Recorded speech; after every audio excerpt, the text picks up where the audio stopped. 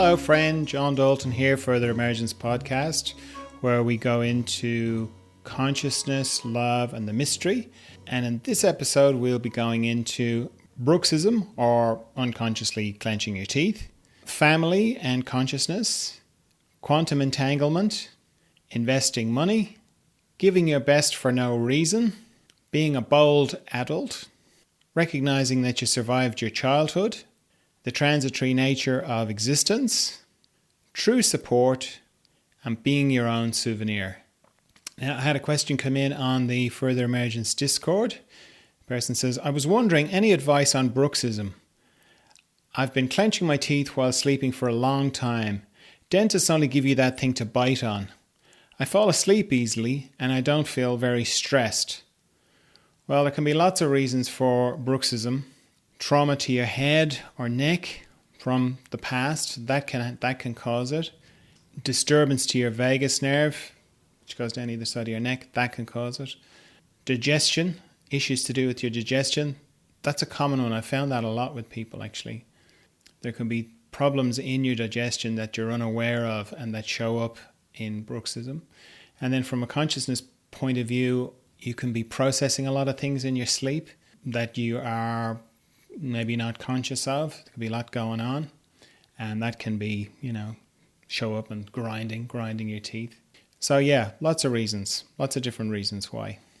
Someone emailed me with this question. Do you think that the idea of family has also been growing in consciousness? I see that now we have more of extended families, childless, chosen families, same-sex parents, etc. I see this as a good sign, and I'd like to know what your thoughts are. Well, everything's growing in consciousness. Society's changing in lots of different ways. Part of it is family. The idea of family is changing. And I think what's underneath it is this idea of the love that you feel for your own child or your own brother or your own mother, that begins to flow out into other people, that you almost feel the same kind of love for other people as you do that are you related to by blood. And that's got to be a good thing, because from one perspective, family is very like tribe is very like nation, and well, we all know where that goes. So the more that it spreads out and you can see that you love everybody the same in a way, or more the same, that's good. But in the process of family changing, there's a lot of good things that are part of a family that are challenged and make it harder for kids growing up as well. So it's like anything. In change, there's disturbance, there's breaking up. Some good things get broken, some bad things get broken, and it's all part of that. But there is a remarkably strong bond of blood. Like I love my daughter in a way that I can't really explain, and it's because she's my blood. And it's not like I'm interested in my gene pool passing on or any of that kind of stuff, or my legacy. I'm not interested in any of that kind of thing. But I do recognize that what I feel for my daughter is very different. It's a very different kind of love. So I don't know what that is, but it is strong. And there's something about your family members that are significant. And I do a lot of work with people in their family, because each person has their own field of energy, but then the family also has collectively a family field of energy. And if one person changes, it affects the whole field. So I do a lot of work with whole families to sort of help everybody move forward together in consciousness. So there is a dynamic in families that's very powerful, very significant, and in a way we kind of help each other. And you might look at your siblings and go, I didn't choose them. Or you might look at your parents and go, I definitely didn't choose them. And I don't know whether we do or we don't, but there's a sense of it's not random. These people are not random. Even though some parents are tyrants, other parents are beautiful, there's something significant about this collection of people that you have chosen to be here with right now. And I think that's significant. Speaking of the work I do, often people kind of ask me, how does it work? Because I sit here in Ireland and I work with people in Australia and Canada and America and Europe and all over the place. And they're like, how does that work? How does that, I mean, it's a nice way of saying, isn't that like rubbish? And in the past, I've kind of been, I don't know how it works. I'm just glad that it does work. And I wouldn't be doing it if it didn't work, because it's, there's plenty of other things to do. And there's certainly plenty of better ways to make money. And I heard other people who work like I do talking about quantum entanglement. And I kind of thought, yeah, okay, not really that interested in defining it. I'm just glad it works.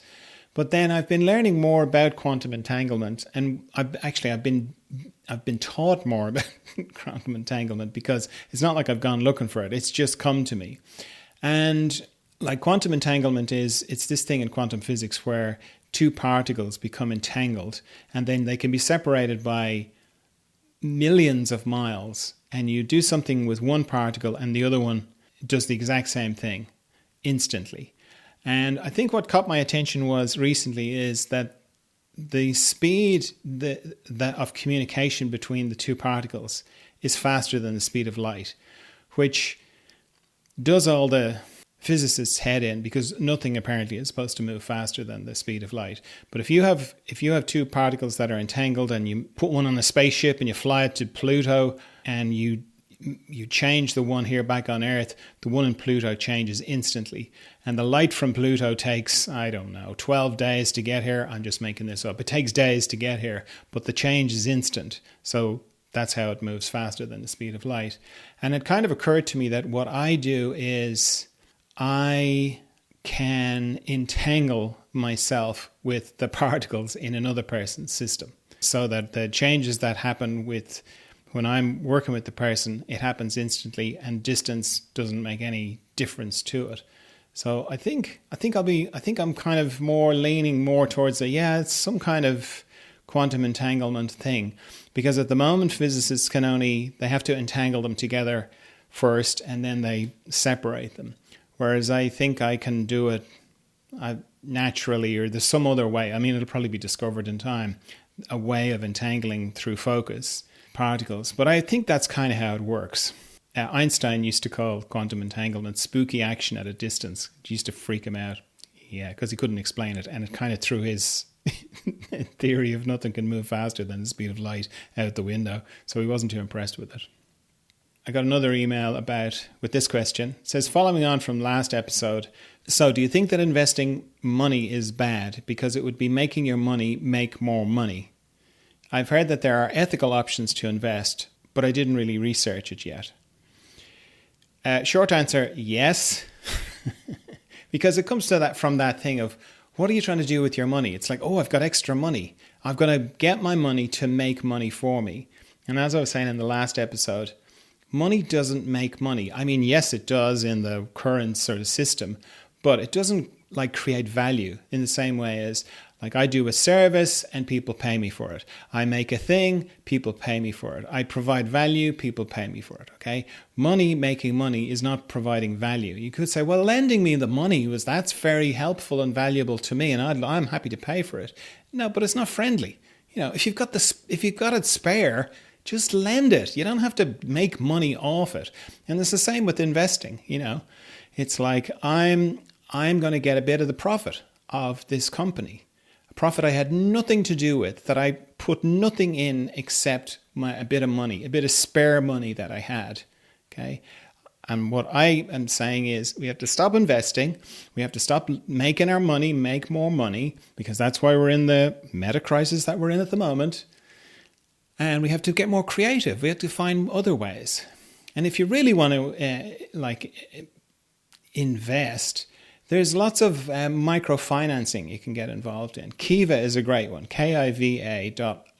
And you don't have to have lots of spare money to do that. And you can just donate to them if you want.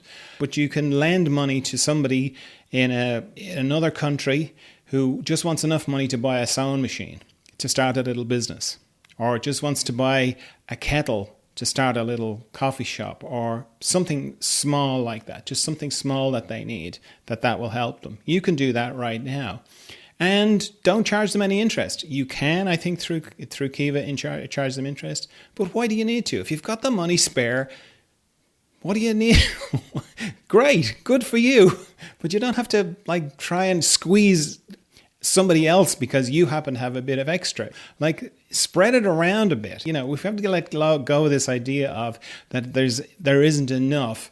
We've got to let go of this idea of scarcity. We have a finite planet, perhaps, but other than that, there's enough for everybody to go around. And we're pretty smart. We can figuring out ways and ways and ways to do the same thing with a lot less. So there's more all the time. So if you've got spare money, don't invest it. Just spread it around a bit. Help it. Be creative. Be creative to help other people come up to so that they have a bit of spare money as well. So that it all kind of balances out. So yes, investing, no. If you want to write to me with a question, or you want to tell me how it's going for you, or you want to share your journey in consciousness, you can email me at john@furtheremergence.com. I love hearing from you. I love getting questions because I never know what I'm going to say and they bring out things in me. So yeah, john@furtheremergence.com. Lots of trainings on the website, furtheremergence.com. A good one to start with is Space for the Mystery. That's if you've never meditated, if you have meditated, it covers everybody. And we come together and we meditate together, and you can ask questions, and it's this little check-in at the beginning of the week, and it's brilliant. So go and have a look at that on the website, furtheremergence.com, Space for the Mystery. Can't recommend that one highly enough. Check out the other trainings if you like as well, but if you're going to do one, that's the one to do. Right, let's have a quick look at the memes, some of the memes. I'm not going to go through them all. There's lots. Some of the memes on the Further Emergence Instagram feed. This one is by Mother Teresa. Somewhat polarizing character. You either think she's fantastic or you have questions about her. Very interesting documentary about her. 3-part documentary, which kind of highlighted a lot of things about her. And I'd encourage you to have a look at that. That's very good. Anyway, Mother Teresa says, "People are often unreasonable and self-centered. Forgive them anyway. If you are kind, people may accuse you of ulterior motives. Be kind anyway.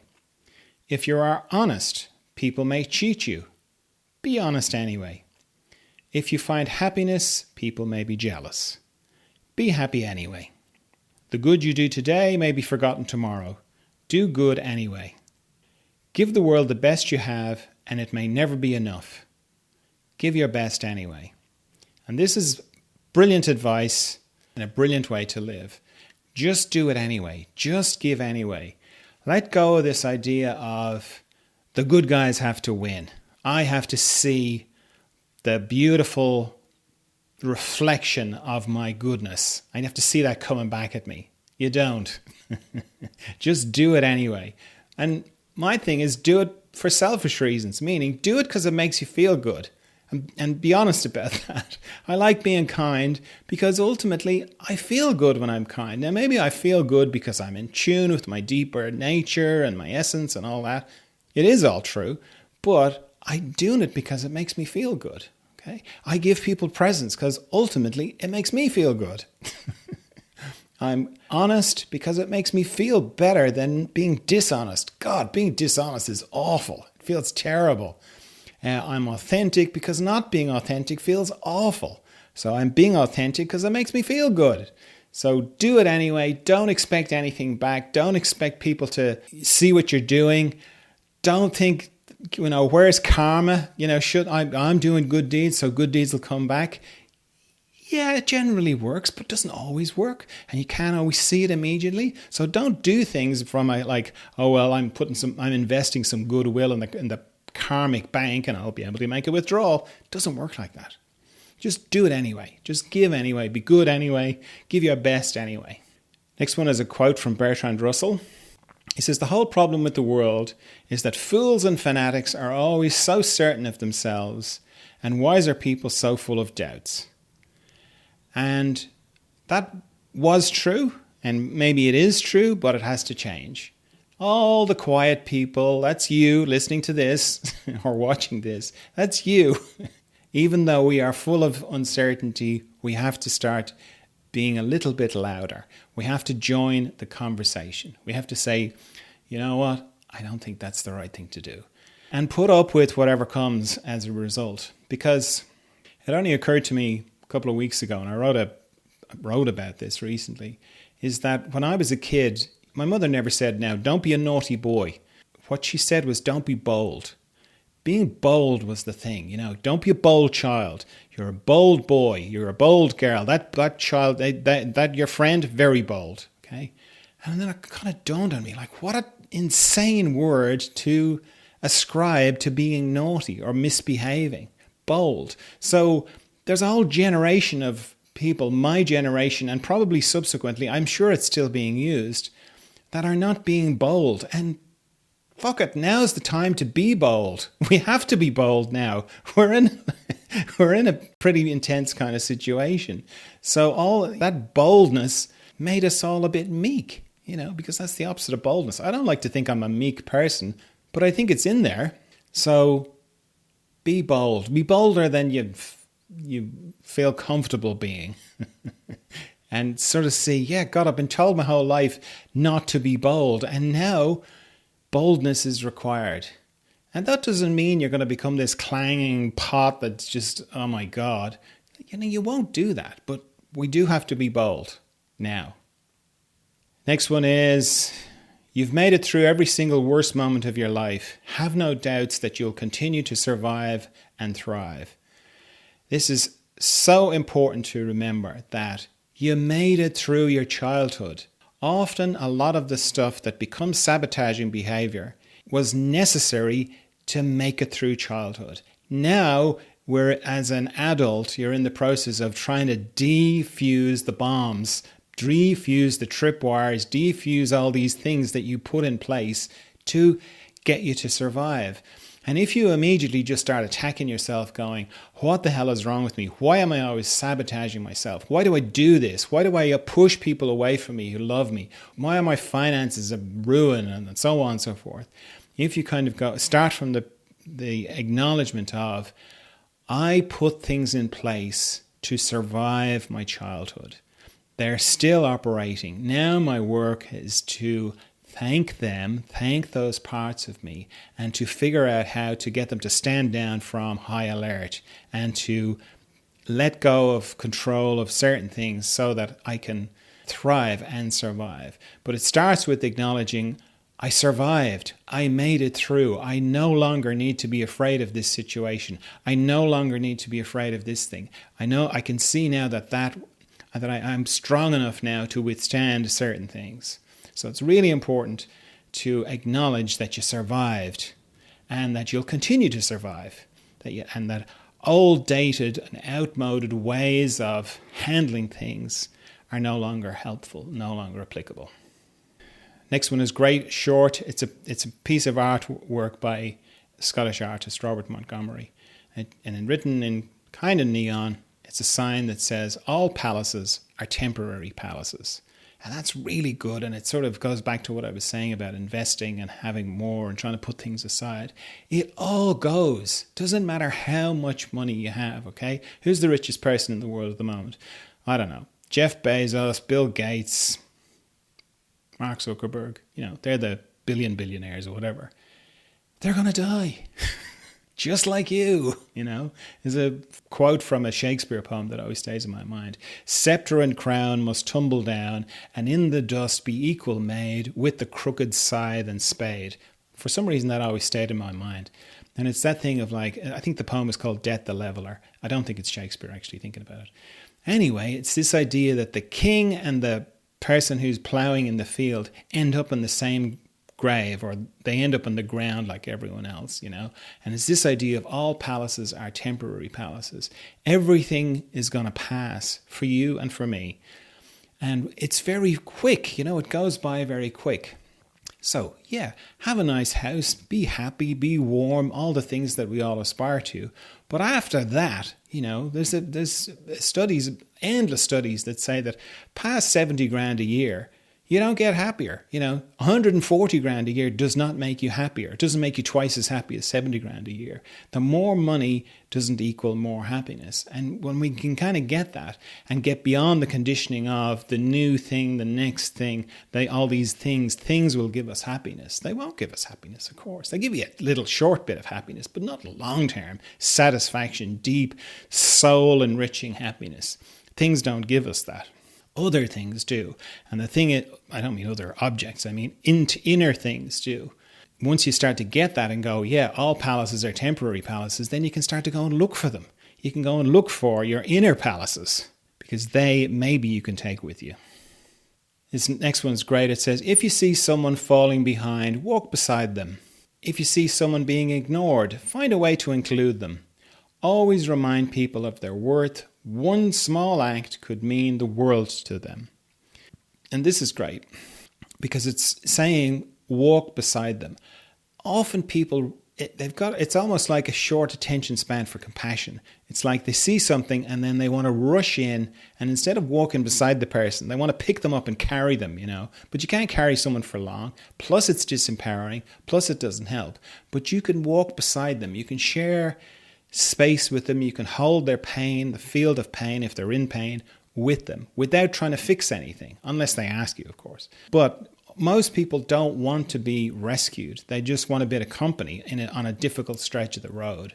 So if you can walk beside somebody, if you see them being ignored, you can find a way to include them. You can every little small thing has a huge effect. Every little tiny bit of kindness that come from you has a huge effect. But as I say, do it because you recognize it makes you feel good. But it does have a big effect. And then the last one is one that comes up. Be your own souvenir. It's taken me a while to figure this one out. I got it when I saw it first. I was like, yeah, be your own souvenir. Yes. But then I was like, what does that mean? And I've had a few goes on different episodes. But my latest thing, and I think I got it, was that you're here in existence, having an experience, and you have no memory of where you were before. Not talking about past lives. I'm talking about, the you that wakes up in and looks out of your eyes, and that has your first memories. That's new.